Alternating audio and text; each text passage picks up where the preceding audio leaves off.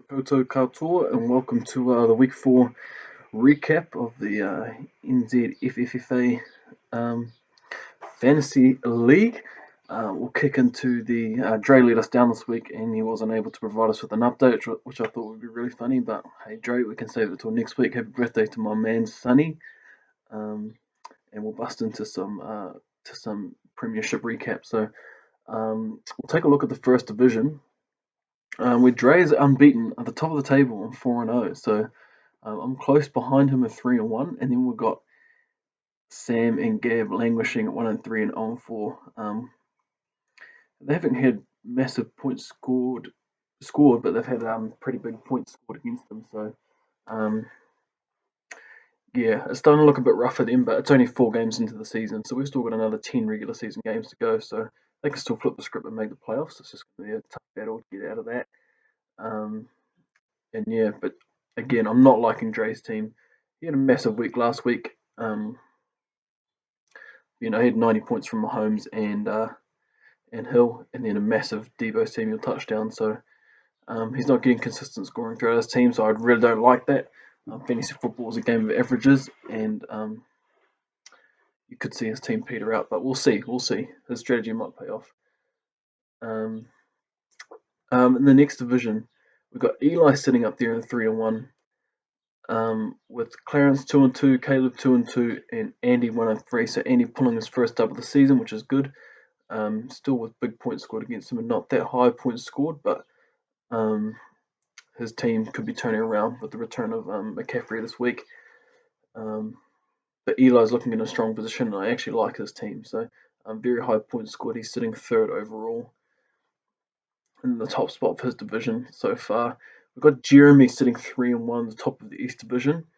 With Simon and Cam on 2-2 close behind him, and Xander, who managed to take out brother Dehan, but still very low points scored. Dehan had an awful week, and he's suffering with injuries. So that was a pretty lucky win for Xander, who's now on 1-3. But yeah, this division is still really up for grabs, with Simon actually looking alright. And then we got the West Division, where Jamie's team is an absolute juggernaut. It is scary how high he's scoring easily. I think he's about the highest scorer by over 80 points. Over 80 points to the next best team. So that's an average of 20 points more per week over 4 weeks than the next best team, which is crazy, crazy good. His team is looking really strong. And then you got Jira and Ben on 2-2 in his division, and then Dahan at 0-4 on the bottom of the table. So um, it's not looking good for Dahan, but if there's anyone that can turn that around, it is him. So we'll quickly have a look at Jamie's team just because it's phenomenal. Um, Phenomenal team. Well, not a phenomenal team, but phenomenal performances thus far. So he's got Tom Brady, who's obviously having a great start to the season. Age 44, and he's looking better than he ever has. Cordarrelle Patterson, the number one wide receiver and the number one running back for the Atlanta Falcons, who's just put up absolute colossal numbers. I think he's like RB4, RB5 in the season. So he had 3 receiving touchdowns last week, four total receiving touchdowns on the season, um, 1 rushing touchdown. But he's getting consistent targets and carries, which is just absolutely wild. So he had 6 carries and 6 targets. So just an absolute beast. Ezekiel Elliott is benefiting massively from having Dak Prescott back in the team. Um, Although Tony Pollard's still seeing a bit of work, Zeke is eating. He's had 20 points in every game except for week 1. Some big yardage totals as well. So Zeke is looking good, having Dak back at the helm. Thielen's having a great season. Cup's having an astronomical season. Not that good after Rams Seahawks, which Rams won. And he managed. Don't tell me he played CJ Uzama. Please, that would be mind blowing if he did that. Um, Week 4. He obviously had a massive game for Cincinnati. Where is he?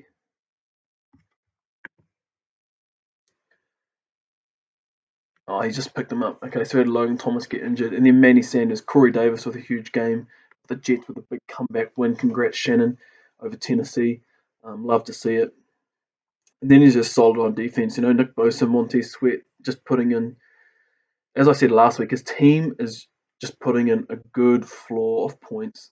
His defense, sorry, putting a good floor of points, and then his offense is doing all the heavy lifting. So, yeah, Jamie looking really strong.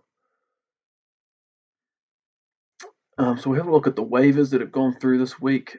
Probably the biggest thing is that I spent big on Max Williams. I kind of just centre on him because I don't have a tight end and I need one. So I figured with Max Williams, I think I spent all my fab, $68 on him.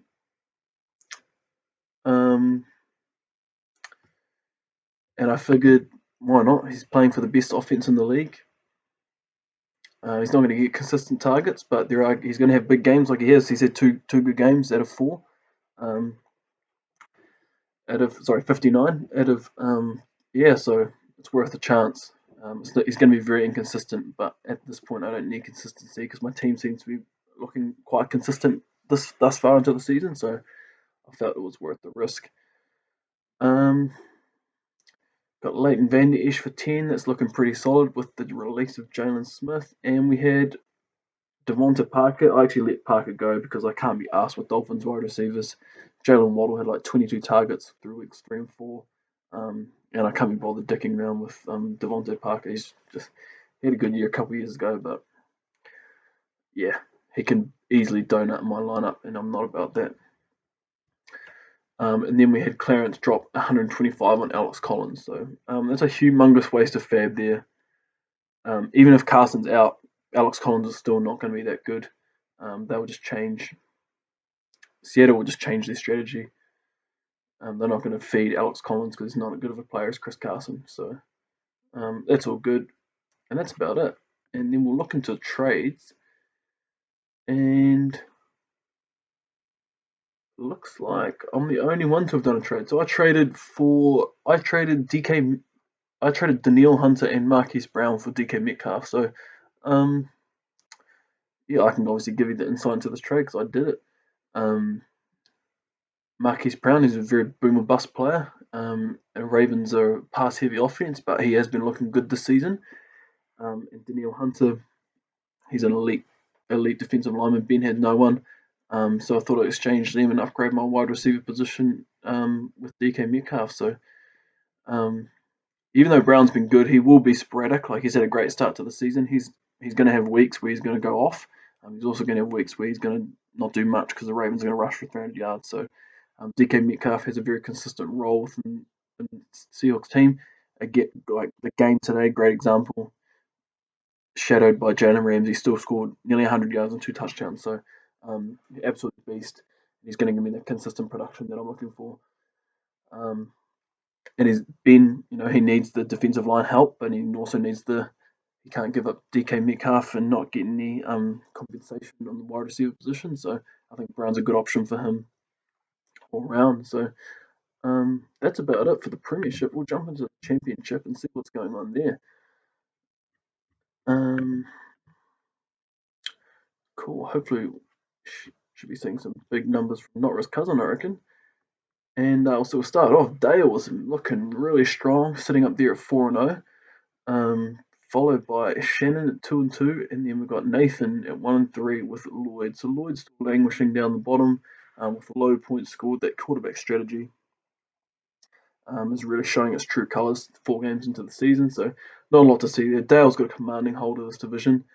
Actually, I might pop in and have a look at Dale's team. We reviewed Not Risk Cousin team last week, so have a look at Dale's. He's got Kyler Murray, Mike Davis, Chase Edmonds, Antonio Brown, Cooper Kupp, Juju, Kadarius Toney. Oh, okay. So he had Chris Carson out and Gronkowski out, which is not good for him. And then the defense has got Leonard Floyd, Jordan Brooks, Malcolm Jenkins, and Max Crosby. So I'm not really too sure. His team is solid, but it's not amazing.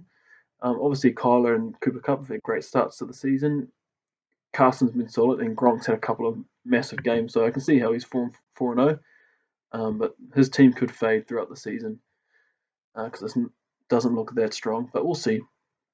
4-0 though is nothing to you'll take the 4 wins. And then we've got Norris Cousin in the commanding lead of his division and the league, with a massive, similar to Jamie's team. He's the next highest team is Dale, I think. Oh, no, it's Shannon. Shannon's the second highest scorer. Um, and Norris Cousin is nearly 100 points ahead of him. So he is having a monster start to the season. I don't think anyone else in this division has a shot at taking this out. Max and Blake Henson, no chance. My ball sacker, it's Ewan. Sorry, mate. Um, yeah, obviously Tyreek Hill, big week. Derrick Henry, big week. Daniel Jones, big. Like, what a team. Norris Cousin will go far deep into the playoffs with this team. We've got Beijing Ducks holding the top of the division at 3-1. Great points scored. Looking really strong. Alongside Hooked on a Feeling, which I'm not too sure who that is actually. That is Fraser. Hooked on a Feeling with DJ Moore, Bobby Woods, huge game. Trey Sermon, Dalvin Cook, strong team. Fraser, I like your team. You got Nick Bosa on defense, Vigil, Holcomb, and Edwards. Yeah, I like your team, Fraser. You're looking very strong, sitting just behind Beijing Ducks in your division, but the same record. So a lot less points scored, but you could overtake them. We shall see. And then Sylvan languishing down the bottom, 0-4. Your point score is awful. You're actually the lowest, second lowest point score in the league. So good luck there, mate. And then in the West Division, we've got John sitting up at 3-1, strong points scored. I think that might be second highest, sitting third overall in the league. So John is looking strong alongside Joe Buck yourself, who is Hamish, yeah, looking strong. So we've got two people at 3-1, and then we've got Michael Jenkins down at 2-2, and then Sean Coe down at 1-3. So not completely lost, but strong division. So Sean will struggle to break into the top of that division. We'll have a look at some transactions, trades. Let's see if there's any trades have happened. Alrighty, so we've had one trade happen since the last recap, which was Calvin Ridley for Damian Harris and Henry Ruggs. I like this trade. It's a fair trade. Did I review this last week? I may have reviewed this last week. I like it though. I feel like I talked about that last week. We'll look at waivers.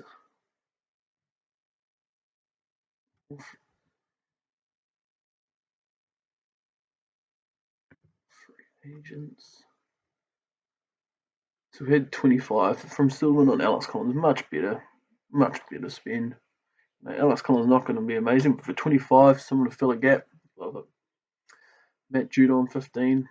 That's average from Fridge, but yeah. Khalil Herbert, who is that? Backup running back. Interesting. Washington, he probably won't be much, but if he gets a full workload and Montgomery's out for a while, that is still worth something. So nice pickup there for 21 there, Max. Yeah, nothing much to see. So, yeah, overall, so we're 4 weeks in. So at this point in the season, you really want to be analysing your team. You've had a good sample size of how your team has gone. So depending on what your record is, you want to be having a look at your team and seeing where the consistent players are and where the inconsistent players are.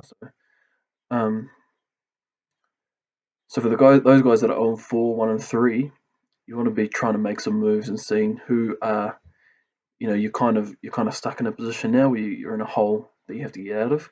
So you might want to try and trade for some riskier players, trade some of your more consistent, your higher performing players for someone that a bit more boom or bust, because you need to win week 5. You don't want to go 0-5, 1-4 at this point, because it's very hard to get out of, especially with bye weeks coming up. And then those guys who are 4-0, 3-1, potentially 2-2, but scoring well. You want to look at how you can consolidate your team and convert the value that's sitting on your bench into points into your starting lineup. So making trades with those players down the bottom of the table who could be a bit more vulnerable, and like Jeremy has done with Simon many times over the years, it's about making the most of those opportunities. So good luck to everyone for week 5, and we'll see you all next week.